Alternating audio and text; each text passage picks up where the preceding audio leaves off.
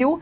Let me first start by asking you what made you come out of that anonymous space where you wrote on your Instagram, "Today I'm a survivor, I am not a victim."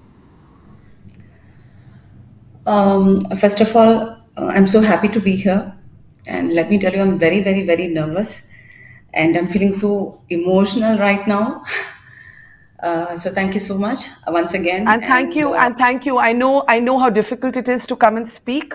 So I thank you, and I promise you that we don't have to talk about anything that you're uncomfortable about. So please, this is a safe space for you to be exactly who you want to be. yeah, so there is always this buzz on social media. I think right now that this is a tell-all. So I want to clarify that for them that it's definitely not a tell-all. It is because I'm legally binded not to disclose certain details of my case because it's sub judice, it's ongoing. You asked me about victim to survivor journey. Yeah. Yeah. So it happened in 2017, February 17th. So when it happened to me, my whole life has turned upside down. Um, and I don't know, I was constantly, maybe my mind was constantly searching for something or somebody to find and, like, so that I can put the blame on and I'll have an easy exit. Because it was like a constant chaos in my mind that why did it happen, and why me, and so many questions. And so I started finding, I was constantly searching for something to put the blame on so that I'll feel good maybe. So for instance, I was thinking that I lost my father in 2015. So for instance, I was thinking maybe if he was alive this wouldn't have happened to me.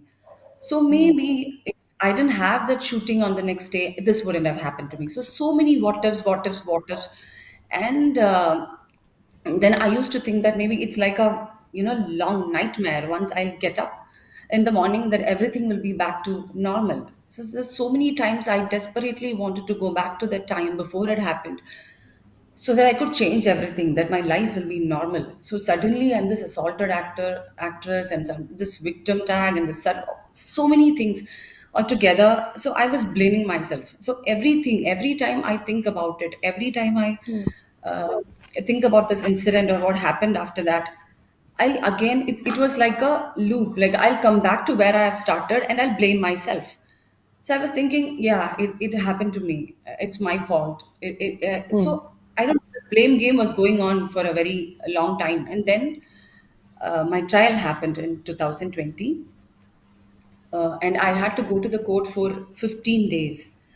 Those 15 days, when I was in the court, it was a whole different level of traumatic experience altogether.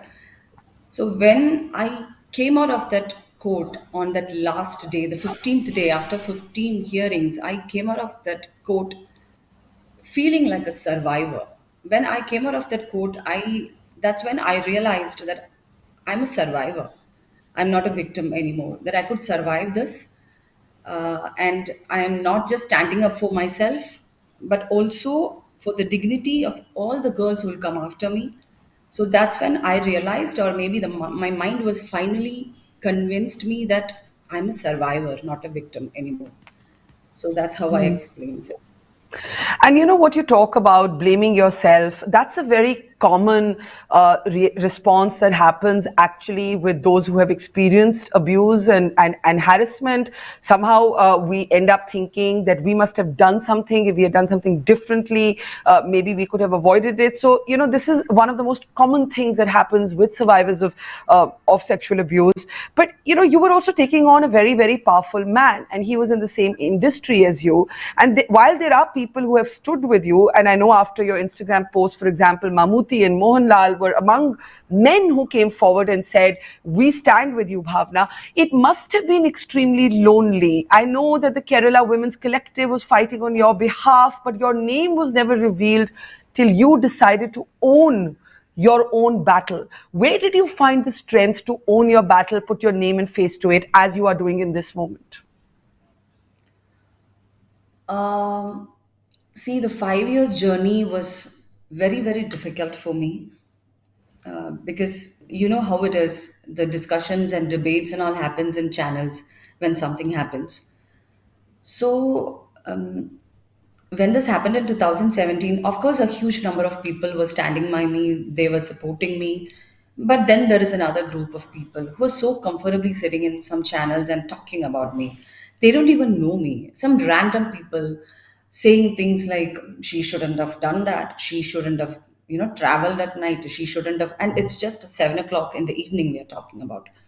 So they were sort of, accusing me for what happened, maybe blaming me. And and at the same time, there was this kind of a negative PR or like a propaganda happening in social media, that it says that it was premeditated, that I staged this and it's a fake case, that I made it up. I'm just faking it. And all that things, that was very, very, very painful to, see, to listen, to know. I was devastated. Like something so unfortunate happened to me in my life, and I was devastated and I was broken into a million pieces. While I was trying to pick those pieces up and then to try to stand up and, to face the life again, these kind of things were like pulling me down again and again and again. When they were talking things like it I staged this and it was premeditated and hurtful things like that. And they were very hard with their words. They were very comfortable saying that. So sometimes I wanted to scream on top of my lungs to these people saying that my parents didn't raise me like that. That was like an insult to my parents, to my family. I am not a person who will do such a thing, that I'm not an evil person.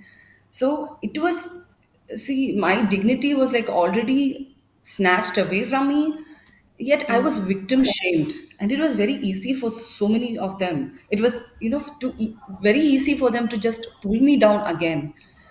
So that hurt me really bad. I was very, very, very, hurting. It was very painful. And I was not on social media during that time. Luckily, I think so that personal attack, maybe I dodged that toxicity bullet. I don't know. I joined Instagram in 2019. Even then, I did get some people messages asking me to, like, why don't you go and die? Like, why don't you go kill yourself? And how are you living like this? And aren't you shamed, or that you're going to pay for what you did? And all these things. I'm like, what did I do? So the journey was very, very tough.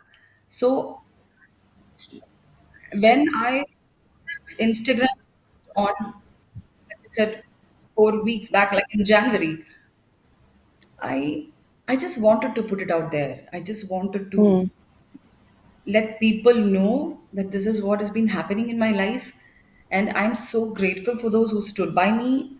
And when I put it out there, it was very, very, very cathartic. Yeah. You brought up how you